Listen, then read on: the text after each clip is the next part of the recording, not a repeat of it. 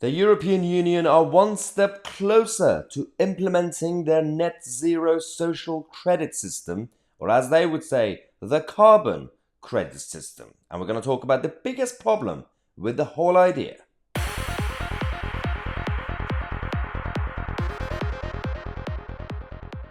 Hello, ladies and gentlemen. Welcome to the channel that challenges the mainstream media and the political establishment, from the left-wing nutters to the globalist elite. Now, we're going to have a number of news stories for you guys throughout the day, every half an hour on this channel. But first, we're going to start talking about the European Union and the cabal in Brussels and Strasbourg, who have no respect for national sovereignties or basic democracies.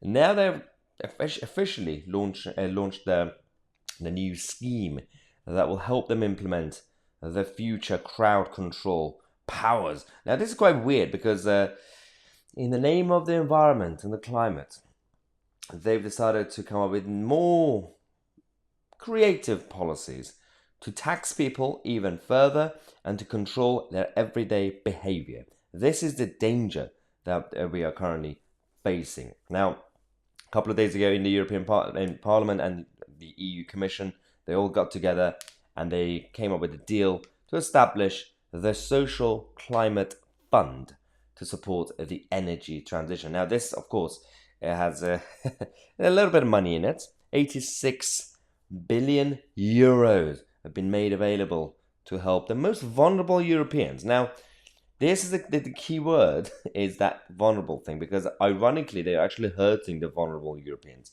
and citizens. Now, the National Social Climate Plans is to address the energy and transport poverty. Now, this is all nice words. It all looks so good. This is about bringing everybody with us throughout the journey towards net zero. But then the reality of the program and policy is something else, isn't it? Because they're essentially saying every single person in the European Union, all ordinary citizens and businesses and all the other sectors, have to basically cut their emissions by 55% at least by 2030. Now, of course, the goal and the target is still 2030. Now, this is absolutely chaotic because we are literally entering 2023, which means we only have 7 years until these idiots try to completely bring down the everyday systems and behaviors that we now have. Now, I know we're not in the European Union, but and the United Kingdom and our weak and feeble politicians are focusing on the 2050 targets primarily. Doesn't really matter, because it's not really about democracy when you have all these agreements and deals being done at the top on a centralized way, a level, on an international level as well. So it doesn't really help that we could vote and elect MPs. In reality, it doesn't really change the agenda, isn't it? Unless we actually do some sort of soft British revolution and somehow elect a new political party that they will control the majority of the House of Commons, and then they could completely put a stop to this. But wishful thinking. Now, the climate change issues. So on the same day, they also have this agreement to have a more ambitious emissions trading system. This is ETS. Now, this also now forces people to cut the emissions that they have by 62% by 2030.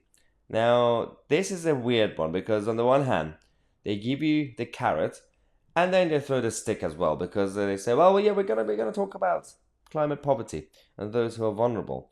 But then they're gonna take their own money from one pocket and putting it into the other pocket. And they say that, but in reality, the money doesn't go to vulnerable people, does it? It never does. It's like foreign aid all over again as a program. Now, in this issue that we have, the ETS scheme, they said all the sectors must cut their emissions by 62% by 2030. And you can see, feel free to pause the video and just have a look at these two paragraphs. You can see the targets. You can see what they're planning to do. And it is weird to see that the MEPs in Parliament literally have no proper debate or discussion on this issue. They have now basically the Carbon Border Adjustment Mechanism, or CBAM, in which the MEPs have reached an agreement on with the EU government. This was earlier this week. Now, the biggest problem with this whole thing isn't just the idiotic and illogical solution to any of the problems that we're currently facing. It's not just the whole net zero concept. It's not just the rush to 2030, which we know exactly why they're doing that. My problem is that there is no way, with the current system that we have, or systems that we have across the Western democracies, we can't fight back because there is no democratic mechanism inside an organization like the European Union. Now, we could say thank God we left the EU, officially, on a formal level. And yes, slightly better. But as I said, we're still doing the same thing anyway, slightly differently. The biggest problem with the European Union and EU citizens, all the European countries that are members of the EU, is they have literally no representative on a democratic level to fight back against these ideas. At least on paper, the House of Commons in this country, technically, we still have democracy. If there is a policy, a domestic policy that we don't like, as I said, it's wishful thinking. But if we, for example, do vote in and elect a new majority party that is against that specific domestic policy, for example, the online safety bill, then we can actually put a stop to it. We can. Again, it's on paper. But the European Union doesn't even have the mechanism.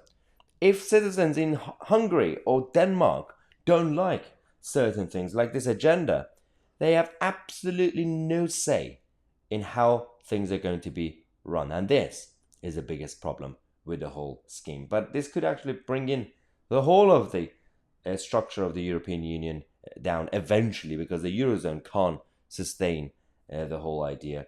And then eventually, when the Eurozone goes down, the whole of the European Union will eventually have to at least evolve into a different and smaller system. We'll see how it goes. But we're going to come back to you guys.